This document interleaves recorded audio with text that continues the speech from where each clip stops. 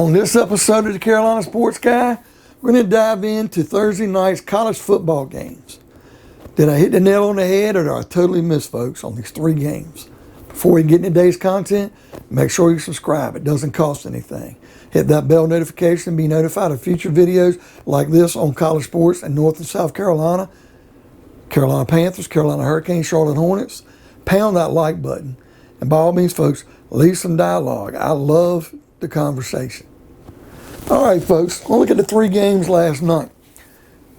First one we'll start out was with Coastal Carolina. I really didn't get to see anything but some highlights, folks. Number 22, Coastal Carolina, who's predicted to win the Sun Belt.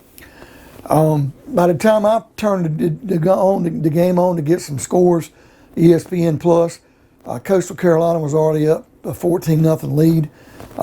Went back, their quarterback, who's like the Sun Belt Player of the Year, did a really good job. And I believe Coastal was favored in this game by, I think, 30-some points, 35. And I think I said take Citadel with the points. Like they'd cover 35, but they didn't. If you bet in this game, you should have bet for Coastal because they won the game 52-14. Therefore, that's a 38-point spread. And I believe they did cover their spread. So Coastal gets that win. They're going to have a hell of a year this year. Only a squad like Appalachian State, a couple more schools could stand in the way.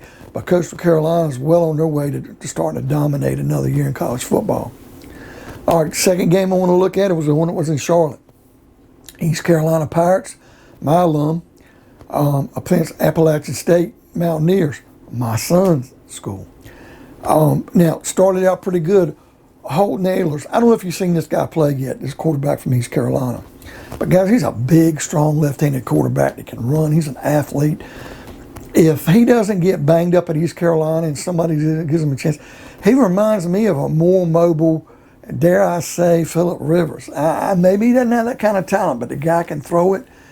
He can run. He's an athlete. I think somebody's got to give this kid a shot.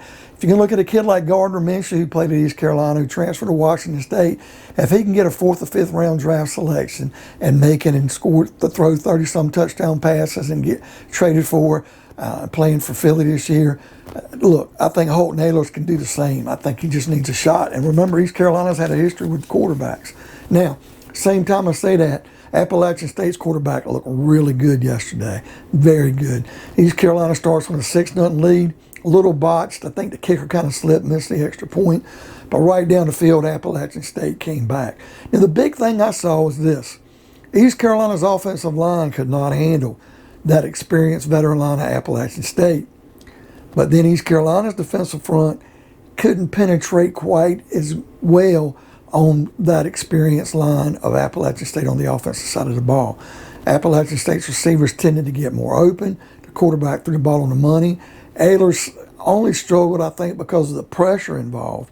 Like I said, Appalachian State, they had the one corner in the game who's going to get some NFL looks. But I did see good things from both teams on the ball. Next thing you know, it was 14-6 and 20-6. I thought East Carolina looked like they caught a Hail Mary at halftime, right at the gun, come down in the end zone. And further review, they said it wasn't. That was kind of tricky to me. And there was another drive early in the second quarter that I thought Ahlers went on a run and got inside the 10, and they called it center for holding. And I'm not trying to be a homer, folks, but I don't think that was a hold. It wasn't like the guy was going to be able to get to the quarterback, and it was pretty much a whiff by the center. And that really, I think, not to do with the score, they were on the 7-yard line, but I think it kept them from getting some points.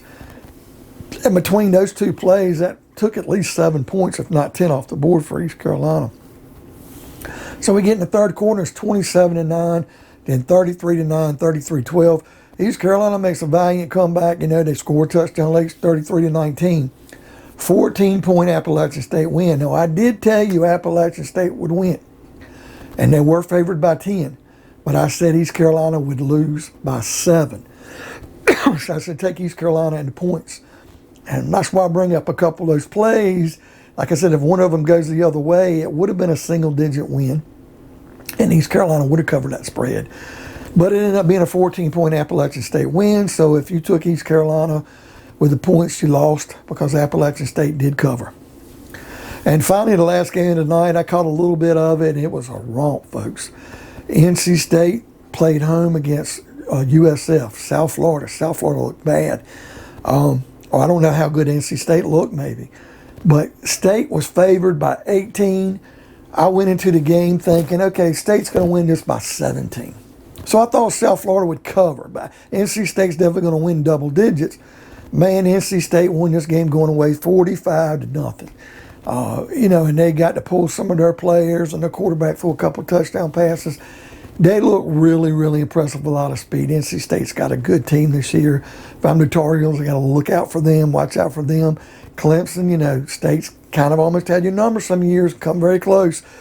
You can't keep your eyes off of NC State. South Florida, my gosh, they look worse than East Carolina did, and I don't know if it's just how good NC State looked or how bad South Florida looked. So we're going to have to go from there.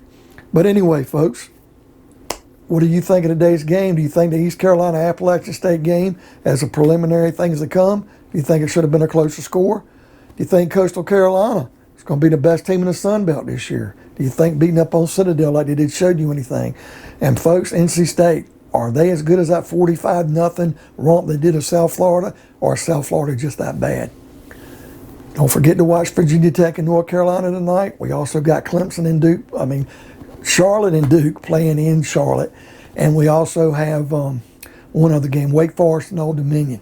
I think that's on the ACC network. Tune in for that. I'll try to do a video on that for tomorrow. By all means, folks, subscribe. It doesn't cost anything. Pound that like button. Leave me some comments. I love the dialogue. Hit the bell notification to get more videos like this on major college sports in North and South Carolina. And we'll see you next time on the Carolina Sports Guy.